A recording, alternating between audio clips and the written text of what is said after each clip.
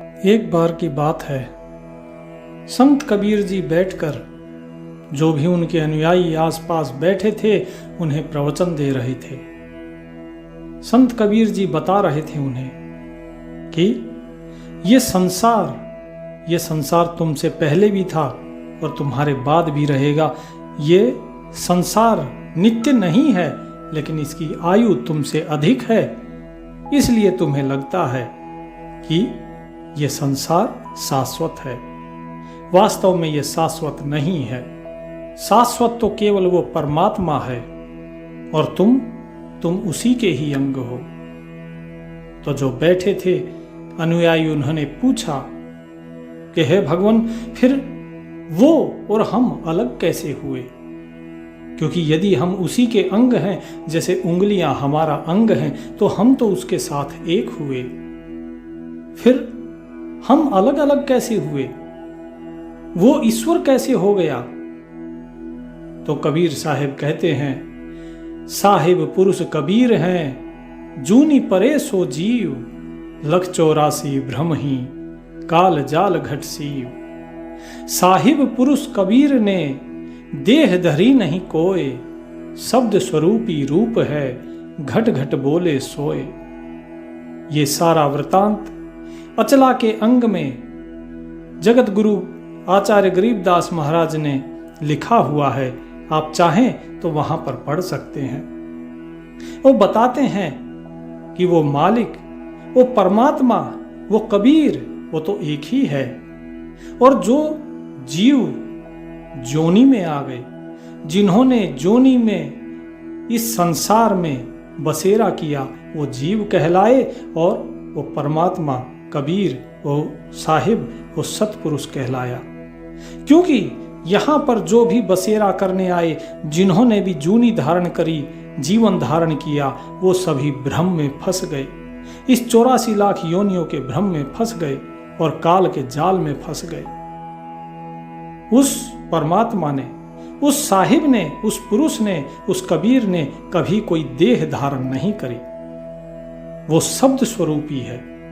वो किसी देह में नहीं आता, किसी शरीर में नहीं आता। वो कोई शरीर नहीं है, वो शब्द स्वरूपी है। और घट घट बोले सोए, हरेक के हृदय में वही निवास कर रहा है। वो कबीर आपके घट में भी है, मेरे घट में भी है, वो हरेक के घट में है।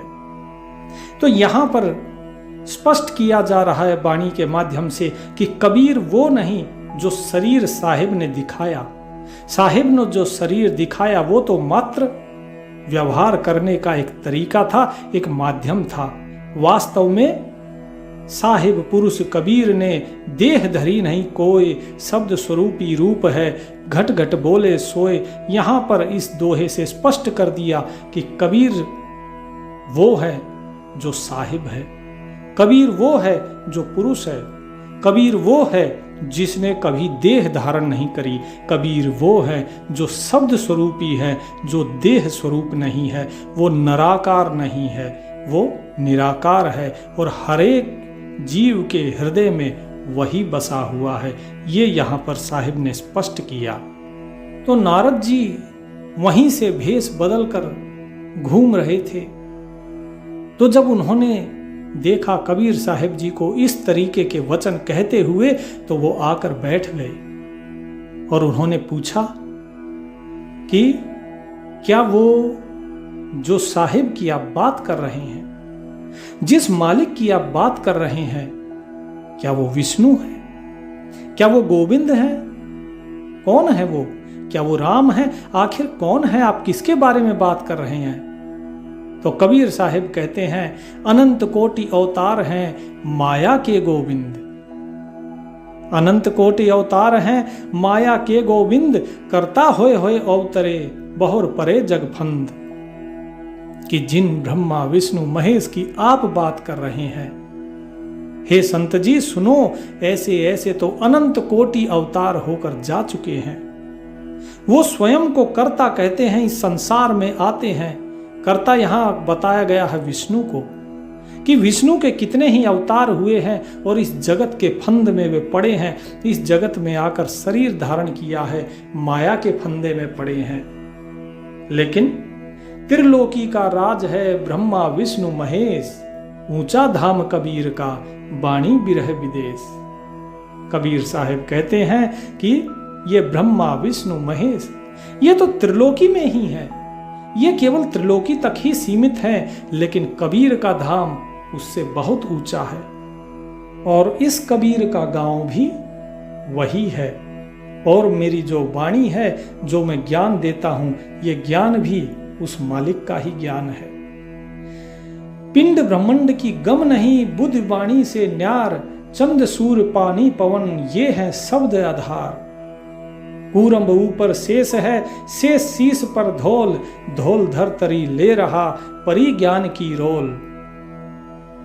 जब नारद जी ने इस प्रकार की बातें सुनी तो उन्होंने पूछा कि इस पिंड ब्रह्मांड क्या कहीं तो होंगे वे?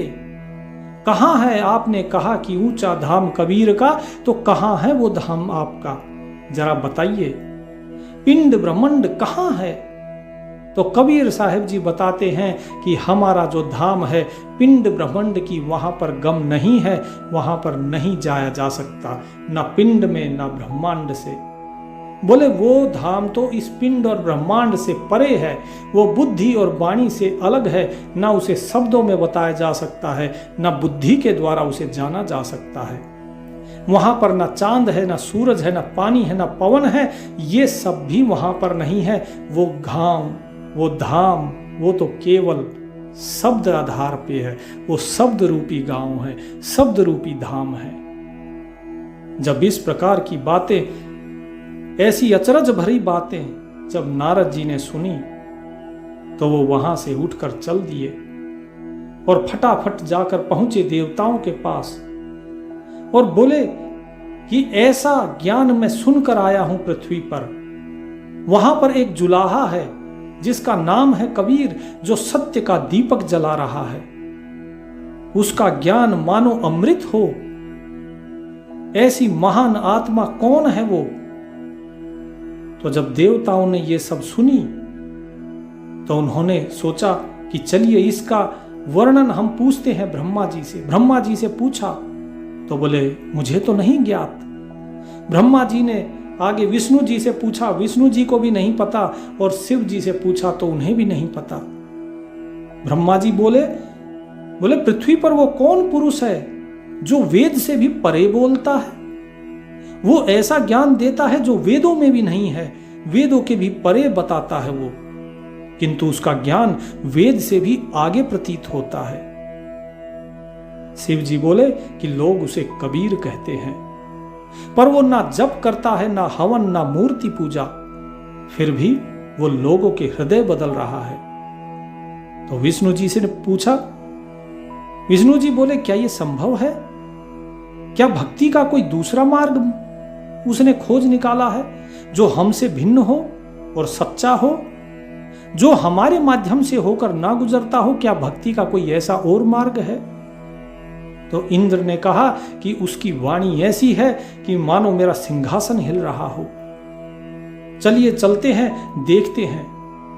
तो उनके साथ अग्नि, वायु, जल, ये तीनों देवता भी चलते हैं। अग्नि कहते हैं कि मैं भी जानना चाहता हूं, आखिर बिना अग्निहोत्र के कोई कैसे आत्मशुद्धि कर सकता है? वायु ने कहा कि मैं एक बार गया था और उनकी सांसों में मुझे सहज समाधि की गंध आई थी, कि जैसे वो सहज समाधि में रहते हों।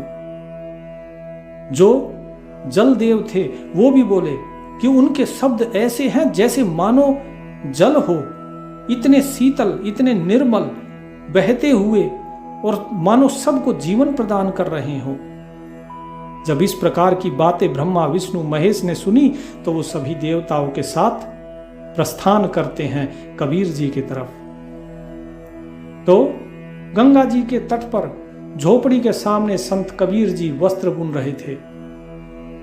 शरीर पर सादी जनेऊ रहित धोती, क्योंकि जनेऊ तो वो कहते हैं कि केवल धर्म का होना चाहिए, और नेत्रों में उनके प्रकाश था, लेकिन होठ मौन से सिले हुए, उन पर एक मुस्कान। सभी देवता आते हैं और देवताओं को देख के कबीर साहब मुस्कुराते हैं, क्योंकि वो जानते थे कि यहां से जो उठ कर गए थे वो नारद जी ही थे। तो ब्रह्मा जी पूछते हैं, हे जुलाहे, तू ब्रह्मांड के रचयिता को टोकता है, तू कहता है कि ब्रह्मा विवेकहीन है, क्यों? तो कबीर साहब जी शांत स्वर में बताते हैं कि हे ब्रह्मा जी, आप सृष्टि रचते हो, पर राग द्वेष को भी तो जन्म देते हो, लेकिन मैं तो उस परम सत्य को जानता हूं जो अजन्मा है, जो ना रचना करता है, ना रचाए जाने में विश्वास रखता है। तो ब्रह्मा जी हैरान हुए, बोले तो क्या मेरी सृष्टि भ्रम है? तो कबीर साहब बोले कि संसार की सृष्टि, इसका यथार्थ वह है जो मन की माया से परे है। आप सृजन के अधिकारी हैं, पर सत्य के स्वामी नहीं हैं, लेकिन मैं जिसकी बात करता हूं वो स्वयं सत्य है। तो विष्णु जी ने प्रश्न किया, कबीर साहब से कि मैं युगों युगों में अधर्म का नाश करने के लिए आता हूं, और आप धर्म को कैसे परिभाषित करते हो? तो कबीर जी ने कहा कि जिसमें प्रेम नहीं वह धर्म नहीं हो सकता। धर्म वो नहीं जो नियमों में बंधा हो, धर्म वो है जो हृदय को मुक्त कर दे। धर्म वो है जो मन को सभी बंधनों से, वासनाओं से, कामनाओं से मुक्त कर दे। तो कबीर साहब से पूछा विष्णु जी ने, तो क्या आप अवतारों को अस्वीकार करते हो? अवतारों का कोई अर्थ नहीं है। तो कबीर साहब कहते हैं कि अवतार कौन है? हर आत्मा के अंदर अवतार होने की संभावना है। आखिर कौन है? कौन थे राम? कौन थे कृष्ण? अवतार ही थे ना। हर एक आत्मा जिसके अंदर संभावना है उस परमात्मा को पाने की, वो अवतार है। जो महान हो सकता है वो अवतार है। और जब भीतर के सत्य को पहचान लेती है ये आत्मा, तो वो अवतार ही हो जाता है। मैं आपको अस्वीकार नहीं करता, पर हर जीव को स्वीकार करता हूं। मेरी नजर में हर जीव अवतार है। कबीर साहब जी की इस बात पर विष्णु जी को बड़ा आश्चर्य हुआ। तो कबीर साहब बोले, आश्चर्य मत कीजिए, आप जिस ज्ञान की बात करते हैं जरा बताइए, आपको क्या ज्ञान है इसके ऊपर? कूरंब ऊपर शेष है, शेष शीश पर धोल, और धोल धरतरी ले रहा परि ज्ञान की रोल।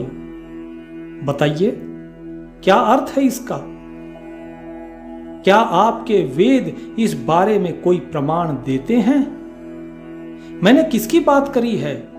मैं स्पष्ट रूप से बताता हूं आपको कि कूरंब के ऊपर शेष है और शेष के शीश पर बैल है, उस बैल के सींग पर पृथ्वी है, और ज्ञान की ये जो खेल है ज्ञान का, इस ज्ञान के खेल में आप सभी लोग उलझे हुए हैं। जो मैंने ये ज्ञान कहा इसको प्रमाणित कीजिए। क्या मेरे इस ज्ञान को आप झूठा बता सकते हैं? बताइए। और अगर नहीं तो जो मैं कह रहा हूं उसे सत्य मानिए। बताइए, कूरंब किसके आश्रय, कौन शरण है शेष? बटक बीज विस्तार है, कोई समझे ज्ञान नरेश। बताइए, वो कूरंब किसके आधार पे स्थित है? धरती जिसके शीश सींग पर है, वो बैल वो शेष के सिर पर खड़ा हुआ है, लेकिन वो शेष वो कहां है? वो किसकी शरण में है?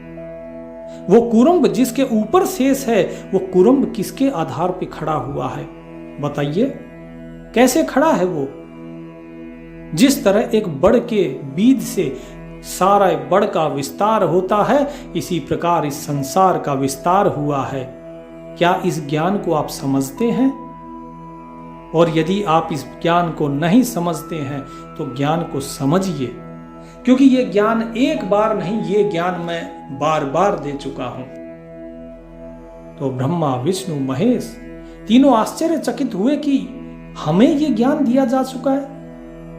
तो कबीर साहिब ने कहा कि आप जैसे असंख्यों ब्रह्मा हो चुके हैं, आप जैसे असंख्यों विष्णु हो चुके हैं, आप जैसे करोड़ों शिव हो चुके हैं। आदि काल में ये ज्ञान मैंने ही दिया था। जो आदि ब्रह्मा और आदि विष्णु और आदि जो शिव थे, उन्हें ये ज्ञान मैंने दिया था। तो उन्होंने पूछा, ये ज्ञान आपने दिया था? बोले हाँ। अनंत कोटि ब्रह्मांड का एक रत्ती नहीं भार, साहिब पुरुष कबीर है कुल के सिरजनहार, कि तुम्हारे इस पूरे कुल के सिरजनहार पालनहार जो साहिब है, जो पुरुष है, जो कबीर है, उनके लिए इस पूरे ब्रह्मांड का एक रत्ती के बराबर भी भार नहीं है। जिस प्रकार धूल का कण उड़ता है, हवा में उड़ता रहता है, वो नीचे जमीन पे नहीं गिरता, इसी प्रकार ये पूरी पृथ्वी, ये पूरा ब्रह्मांड, इसका भार एक रत्ती के बराबर भी नहीं है। ये उस परमात्मा की, उस साहिब की इच्छा से स्थिर है इस पूरे आकाश में।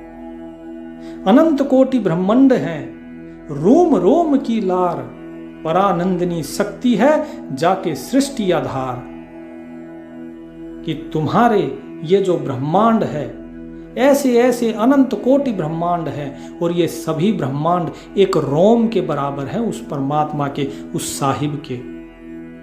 ये उनकी रचना शक्ति, उनकी माया शक्ति है, जिसके आधार पे ये सारी सृष्टि खड़ी हुई है। क्या आप जानते हैं?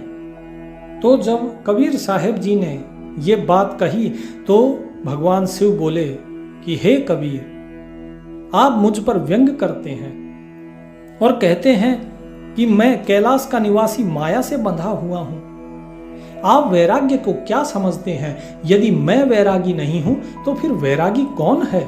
क्या है वैराग्य? तो कबीर जी कहते हैं, हे महादेव, आप शमशानवासी हैं, आपने संसार छोड़ा है, लेकिन क्या आपने अपना अहम, अपना स्वयं, अपना मैं छोड़ा? जब तक मैं जीवित है तब तक वैराग्य अधूरा है। आपके अंदर जब तक मैं है तब तक वैराग्य नहीं है। आप स्वयं को वैरागी बेशक कहें, लेकिन मेरी नजर में आप वैरागी नहीं हैं। तो शिव जी गंभीर हो गए और कहते हैं कि क्या कहते हैं आप? मेरा त्याग अपूर्ण है, पूरा नहीं है। तो कबीर जी कहते हैं, त्याग वह नहीं जो बाहर दिखाई दे। असली वैराग्य तो वो होता है जो भीतर के अहम को जला दे। बाहर से शरीर को जलाने से, राख लगाने से क्या अहम मिट जाता है? आप शमशानवासी हो गए, लेकिन क्या अहम मिटा? तो शिव जी मुस्कुराकर बोले कि हे कबीर जी, वास्तव में आप असली ओघड़ हैं। इस पर इंद्र ने कहा, हे कबीर, आप कहते हैं इंद्रासन मिथ्या है, स्वर्ग मिथ्या है, स्वर्ग की कामना मत करो, आप मेरे लोक को तुच्छ क्यों समझते हो?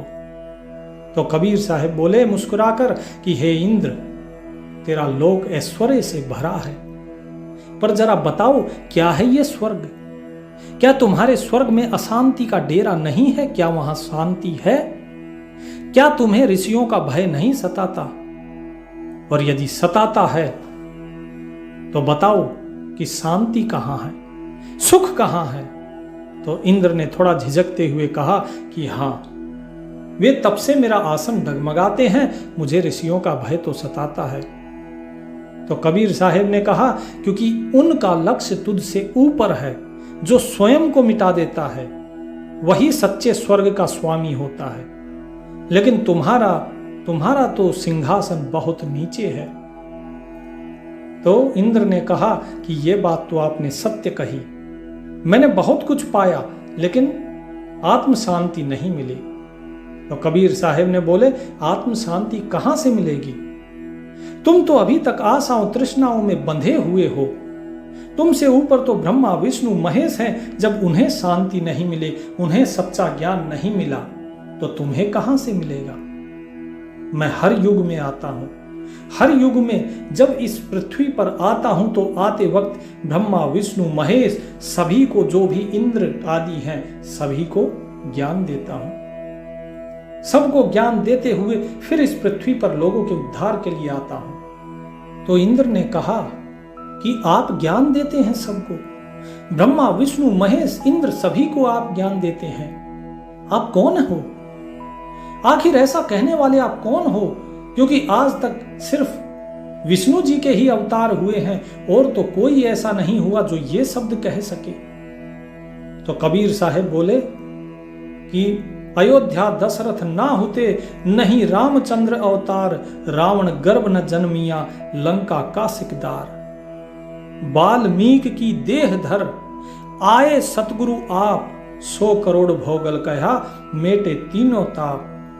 कि भाई सुनो, जब अयोध्या के ना दशरथ हुए थे, ना रामचंद्र का अवतार था, ना रावण था, और ये तुम्हारी जितनी सृष्टि थी ये जब नहीं थी, मैं तो तब भी था।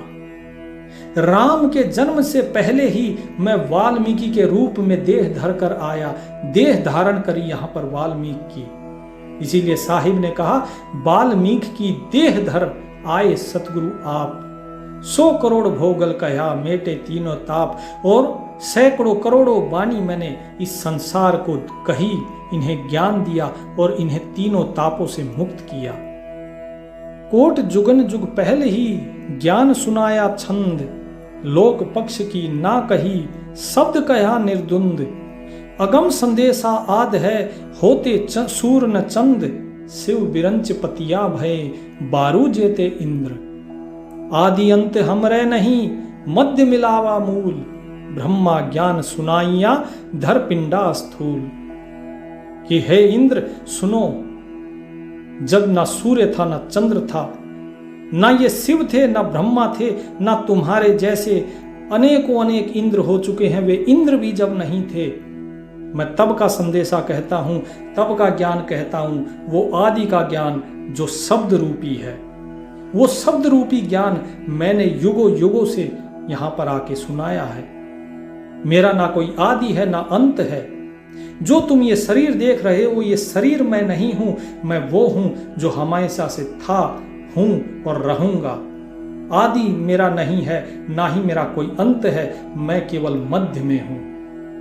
मैं जो मध्य में है वही है। मैंने अपना शाश्वत ज्ञान ब्रह्मा को सुनाया और देह धारण करी, देह धारण करके ताकि मैं व्यवहार कर सकूं, इसलिए मैंने ये पिंड, ये स्थूल पिंड धारण किया। ओम सोहम ना होते, ब्रह्म शब्द स्नान, वाणी विमल आकाश में, जद ब्रह्मा दीना ज्ञान। कि जब ओंकार नहीं था, जब सोहम नहीं था, तब उस ब्रह्म, उस परम पिता परमात्मा का जो शब्द रूपी ज्ञान है, वो ज्ञान हमने ब्रह्मा को दिया और ब्रह्मा ने वो ज्ञान आगे वेदों में दिया।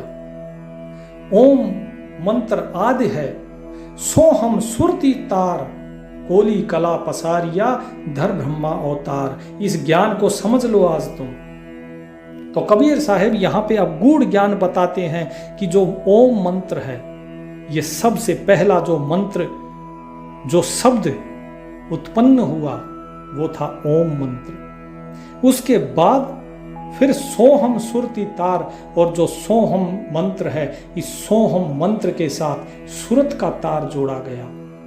और जब ऐसा तार जोड़ा गया तो एक एक ऐसे तार से उस कोली ने, कोली अर्थात वो परमात्मा, वो जुलाहा, उस जुलाहा ने अपनी कला से ये सारे ब्रह्मांड की रचना करी। वो कोली कला पसारिया, धर ब्रह्मा अवतार। वही परमात्मा शुरुआत में ब्रह्मा के रूप में अवतरित हुआ और उसने सारा पसारा, अर्थात ये सारे ब्रह्मांड की रचना करी। सिंधु शब्द में सैल कर, आए ब्रह्मा पास, मंत्र नाम सुनाइया, चेरा कीन्हा दास। इसके बाद फिर इस संसार में हम आए। जब हम इस संसार में आए तो यहां पर जितने भी सोहंग जीव थे, वो सभी इस काल के कारण, दुखों के कारण बड़े ही त्रास में थे। वो पुकार कर रहे थे कि कोई हमें बचाए, इन कष्टों से, इन दुखों से हमारी रक्षा करे। तब हम इस संसार में आए और उस समय जो ब्रह्मा थे, उन ब्रह्मा को हमने ज्ञान दिया, उन ब्रह्मा को हमने उस शब्द का ज्ञान दिया। मंत्र नाम सुनाइया, चेरा कीन्हा दास, और उन्हें अपना शिष्य बनाया। और उन्हें हमने बताया कि हे ब्रह्मा सुनो, एक शब्द से सब रचे ब्रह्मा विष्णु महेश, कंच मंच कुरंब गति सहस फुनी धुन शेष, कि उस एक शब्द रूपी परमात्मा से ही इस सभी चीजों की रचना हुई है। चाहे वो फिर ब्रह्मा हो, विष्णु हो, महेश हो, सब कुछ वो परमात्मा ही है। इस अज्ञान के कारण तुम उस ज्ञान को भूल गए हो, इस ज्ञान को समझो। कच्छ मत्स्य कुरंब, ये सभी कुछ, चाहे कच्छप अवतार हो, चाहे मत्स्य अवतार हो, चाहे कुरंब अवतार हो, ये सभी उस परमात्मा की ही गतियां हैं। हजारों फणों वाला जो शेष नाग है, वो शेष भी वही परमात्मा ही है। लेकिन माया की आवरण शक्ति और विक्षेप शक्ति के कारण ये सभी अपने ज्ञान को भूल गए और अज्ञानी हो गए। ये माया क्या है? माया से पहले हमारा ज्ञान है। जो माया के परे ले जाए वो हमारा ज्ञान है। जो माया के पार देखे वही सत्य पुरुष का ज्ञान है, और हम माया से पहले हैं। अद्या के अधिकार से पहले ज्ञान हमार, सत्य पुरुष के पास थे अदली चोरा ढार, कि हम उस सत्य पुरुष के पास थे, उसकी सेवा में थे। ये है हमारा सत्य। ओम मंत्र उच्चरे सोहंग सुरति पियान, भवन चतुर्दश लोक सब बांधे सकल बंधान, कि सबसे पहले ओम मंत्र का उच्चारण हुआ और उस ओम मंत्र के उच्चारण से ये सारे ब्रह्मांड की रचना हुई। उसके बाद जो सोहंग जीव थे, उन सोहंग जीव को सुरत के माध्यम से इन 14 भुवनों में आगे बांधा गया। ये 14 भुवन बनाए गए और इन सोहंग जीव को शरीरों में बांधा गया। किसके द्वारा? काल के द्वारा। किसके द्वारा? धर्मराय के द्वारा। इसके बाद जब ब्रह्मा जी को हमने ज्ञान दिया, फिर हम शेष के पास गए और उसे हमने क्या दिया? नाम दिया ररंकार का। शीर समुंदर हम गए, शेष सुनाया नाम, रैरम राम अगाध धुन, शेष सहस बल जाओ। हम दाता दानी स्वरूप, ब्रह्मा दीना दान, शब्द स्वरूपी उतरे, सत्य शब्द निर्वाण, कि हम ही जो है शब्द स्वरूपी हम उतर के आए हैं, और हमारा जो शब्द है वही सत्य है। उसी के माध्यम से आप निर्वाण प्राप्त कर सकते हो। हम ही वो दानी हैं, वो दाता हैं जो तुम्हें यहाँ से मुक्त कर सकते हैं। इसीलिए इस संसार के भव सागर से पार करने के लिए हम यहाँ पर आए हैं। जो शरीर धारण किया ये तो मात्र व्यवहार के लिए है, अन्यथा ना मेरा कोई शरीर है, ना रूप है, ना रंग है, इन सब से परे हूं मैं। कबीर साहेब इस प्रकार एक एक चीज की परत हटा रहे थे। ब्रह्मा विष्णु महेश इंद्र अग्नि जल वायु, इन सभी देवताओं के ऊपर से अज्ञान की एक एक परत हटा रहे थे। उसके बाद कबीर साहेब जी बताते हैं कि ये माया कौन है और हमने क्या नाम दिया शिव को, क्या हमने विष्णु को ज्ञान दिया। कबीर साहेब कहते हैं, हम बैरागी ब्रह्मपद सन्यासी महादेव, सो हम मंत्र शिव दिया, सो करे हमारी सेव, कि हे शिव सुनो, जो आदि में जो शिव थे उन्हें हमने जो ज्ञान दिया था उसको सुनो।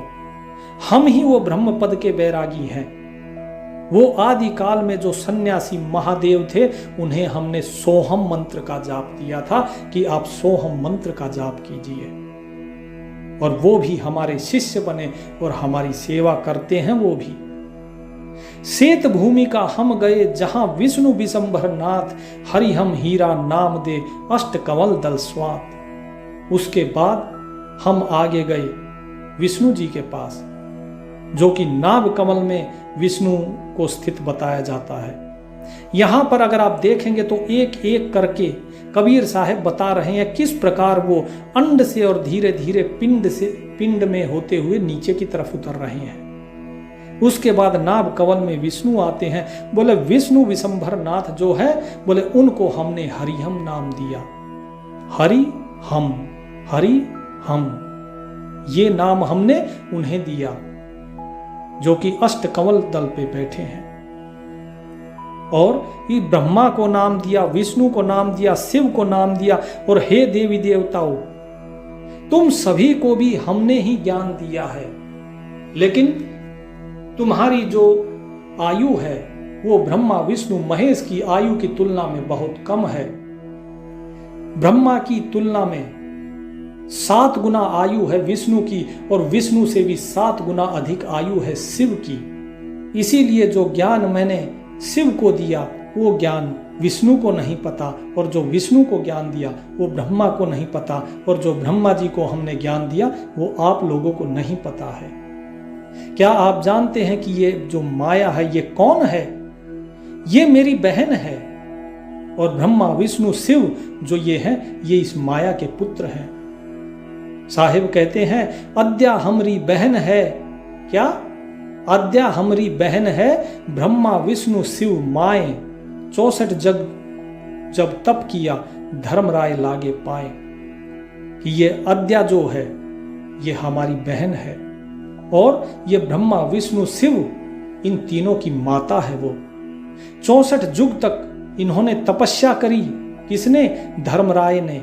उस साहिब की, उस मालिक की 64 युगों तक तपस्या करी, तब परमात्मा ने प्रसन्न होकर धर्मराय को ये सारा लोक दिया था कि जाओ तुम सृष्टि का पालन करो, सृष्टि का सृजन करो। लेकिन पुरुष लोक से गिर पड़े अद्या और धर्मराय, सतगुरु साक्षी भूत को नाम धरा जमराय। क्योंकि इस धर्मराय ने इस अद्या को अपने अधिकार में ले लिया, इसलिए पुरुष के लोक से ये गिर गया और इसका नाम जमराय रखा गया। ये सतगुरु साक्षी है इस चीज के। तो कबीर साहिब यहां पर एक एक करके ज्ञान की परत जब खोल रहे थे, तो इसी बीच इंद्र बोल पड़े।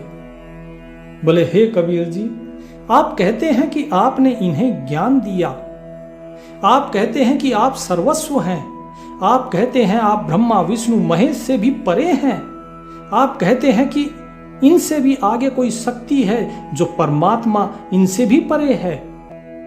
तो बताइए कि आप कौन हैं? आपने कहा कि मैं ही सब कुछ हूं। आपने कहा कि सब कुछ आप ही की इच्छा से होता है। आपने कहा कि आप ही सबको ज्ञान देते हैं। आपने कहा कि इन सभी जीवों को मुक्त आप करेंगे। आपने कहा कि आप ही सतगुरु हैं। आपने कहा कि जब ये सारी सृष्टि नहीं थी, कुछ भी नहीं था, अंड पिंड ब्रह्मांड ब्रह्मा विष्णु महेश आदि जब कोई भी नहीं था, आप तब भी थे। लेकिन इसका प्रमाण क्या है? हम कैसे माने? तो कबीर जी ने एक सूखी लकड़ी की तरफ इशारा किया। बोले सूखी लकड़ी देख रहे हो इंद्र, तुम्हारे पास में अग्निदेव खड़े हैं, इनको कहो कि अपनी अग्नि से इस लकड़ी को जलाएं। तो इंद्र ने इशारा किया। अग्निदेव ने अपनी पूरी शक्ति लगा दी, लेकिन उस लकड़ी को जला ना सके। कबीर साहब जी ने कहा कोई बात नहीं, अगर लकड़ी नहीं जली तो लो मैं एक तिनका देता हूं, इस तिनके को जला के दिखाओ। लेकिन अग्निदेव उस तिनके को भी जला ना सके।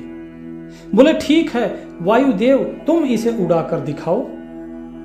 वायुदेव ने अपनी संपूर्ण शक्ति लगा दी, लेकिन उस तिनके को वे हिला भी नहीं पाए। इस पर जो जल थे, जलदेव को कबीर साहब ने कहा कि तुम तो इस पूरे संसार के तारणहार हो, पालनहार हो, क्योंकि जहां जल नहीं वहां जीवन नहीं। इस नदी के अंदर तुम बाढ़ ला सकते हो ना? बोले हाँ। बोले तो जरा लाकर दिखाओ। इस जल में तुम एक तरंग पैदा करके दिखाओ। कबीर साहब ने उस पर एक उंगली रखी जल पे और जल स्थिर हो गया। पवन देव ने पूरी शक्ति लगा दी, साथ ही जल देवता ने भी पूरी शक्ति लगा दी, लेकिन एक तरंग भी उस पानी में पैदा नहीं कर पाए। कबीर साहब ने कहा कि देखा, क्या अब भी तुम्हें कोई प्रमाण चाहिए? तो कबीर जी से इंद्रदेव ने हाथ जोड़कर पूछा कि महात्मन ऐसा क्यों हुआ? कबीर जी ने कहा कि इंद्र, ऐसा इसलिए हुआ क्योंकि ये तुम्हारी शक्ति नहीं है, जिससे तुम वर्षा करते हो। मेरे द्वारा ही तुम वर्षा करते हो, मेरे जलाने से ही ये अग्नि जलती है। तुम सिर्फ एक निमित्त मात्र हो। इस संसार में जो कुछ हो रहा है वो मेरे ही माध्यम से हो सकता है। तुम कुछ नहीं कर सकते। जब तक मैं ना चाहूं, ना अग्नि जला सकती है, ना वायु सुखा सकती है, ना जल भिगो सकता है, ना तुम वर्षा करा सकते हो, ना ब्रह्मा संसार की उत्पत्ति कर सकता है, ना विष्णु पालन और ना ही शिव संहार कर सकता है। ये सब कुछ एक परमात्मा की इच्छा से होती है और वो परमात्मा का अंग ही मैं हूं। जिस दिन तुम स्वयं को जान जाओगे उस दिन तुम ये भी जान जाओगे कि ये सब करने वाला इंद्र, अग्नि, वायु या जल नहीं है। ये सब करने वाला वो परमात्मा है। तुम केवल एक निमित्त मात्र हो, लेकिन अपने अहंकार के कारण तुम स्वयं को सोचते हो कि ये सब मैं करता हूं। तो ब्रह्मा, विष्णु, महेश इन तीनों ने हाथ जोड़कर पूछा कि भगवान आप फिर कौन हैं? क्या नाम है आपका? और यदि जो शरीर आपने धारण किया है ये धारण किया हुआ शरीर आप नहीं हो तो फिर आप कौन हो? तो कबीर साहब बोले कि जो तुम मुझे सोचते हो वो मैं नहीं हूं, क्योंकि मैं मन, बुद्धि, इंद्रियों से परे हूं। मैं नाम और रूप से परे हूं। मैं जो हूं वो हूं। यदि तुम सोचते हो कि तुम मुझे जानते हो तो तुम मुझे नहीं जानते। जो मुझे जानता है उसकी समझ में मैं नहीं आता, लेकिन जो मुझे नहीं जानता वो मुझे जान लेता है। कहने का बहुत ही गूढ़ अर्थ है कि जो स्वयं को ज्ञानी मानता है ईश्वर उसकी समझ में नहीं आता, लेकिन जो स्वयं को अज्ञानी मानता है वो परमात्मा उसकी समझ में आ जाता है। वो उस परमात्मा को जान लेता है। ये कबीर साहिब का गूढ़ ज्ञान था जो उन्होंने सभी देवताओं ब्रह्मा, विष्णु, महेश आदि को दिया। अग्नि ने हाथ जोड़कर पूछे कि हे भगवान, अग्नि तो ज्ञान का प्रतीक है, क्या अग्निहोत्र व्यर्थ है? तो कबीर जी ने कहा, जब यज्ञ अहंकार और दिखावे से भरा हो तब अग्नि केवल धुआं देती है, प्रकाश नहीं। यदि वह भीतर के विकारों को ना जलाए तो वह एक कर्म कांड मात्र है। यह सच्चा यज्ञ वह है जहां पर मैं भस्म हो जाए, जहां व्यक्ति के अंदर मैं नहीं रहता। और हे पवन सुनो, हर श्वास में प्रभु का जो सुमिरन करता है उसे कोई अभ्यास नहीं चाहिए। वो कोई प्राणायाम की जरूरत उसे नहीं होती। वो प्राणायाम के बिना भी समाधि को छूता है। और यही सहज ध्यान है। जब मन रमता है तब ध्यान होता है। अभ्यास नहीं, प्रेम चाहिए उस ध्यान के लिए। क्योंकि जब व्यक्ति का किसी के प्रति प्रेम होता है तो उसे उसमें मन लगाने के लिए अभ्यास नहीं करना पड़ता, वो स्वतः ही रम जाता है। इसी प्रकार जल में बाहरी स्नान करने से कोई लाभ नहीं होता यदि व्यक्ति के मन में ही अगर मैल भरा हो। और जिसके भीतर मल ना हो, जिसके भीतर मैल ना हो, वो फिर गंगा में स्नान करे या फिर एक सामान्य जल से स्नान करे, उससे कोई फर्क नहीं पड़ता।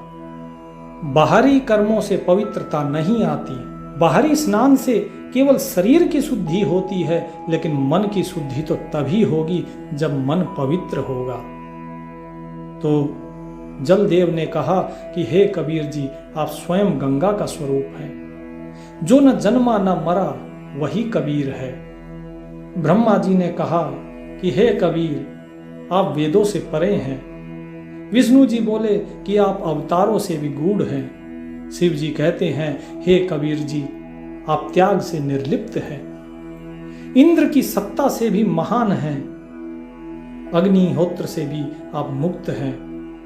आप बिना ध्यान के भी समाधि में हैं। और आप स्वयं गंगा का रूप हैं। आप स्वयं ही वो परमात्मा है। लेकिन सभी ने एक साथ पूछा कि हे कबीर जी, आप फिर भी बताइए कि आप कौन हैं? तो कबीर जी ने कहा, मैंने अभी कहा ना मैं हिंदू, ना मैं मुसलमान, ना पंडित, ना फकीर, ना मैं देह, ना मैं काया, हर दिल में है मैं हूं वही कबीर। तो ये कबीर साहिब जी ने अंत में जो कहा कि सब कुछ जो भी दिखाई दे रहा है वो सब कुछ भ्रम है, ये शरीर, नाम, रूप, ये कबीर जी नहीं है। कबीर तो वो है जो बुद्धि से परे हैं, जो ज्ञानी की समझ में नहीं आते, जो अज्ञानी की समझ में आते हैं। अज्ञानी उसे जान लेता है, लेकिन जो ज्ञानी होता है वो उसे नहीं जान पाता। आज का ये प्रसंग सतगुरु गरीबदास जी महाराज की अमृतमयी वाणी के अचला के अंग से लिया गया था। यदि आप में से किसी को भी संदेह हो तो कृपया अचला का अंग अवश्य पढ़ें। सत साहिब।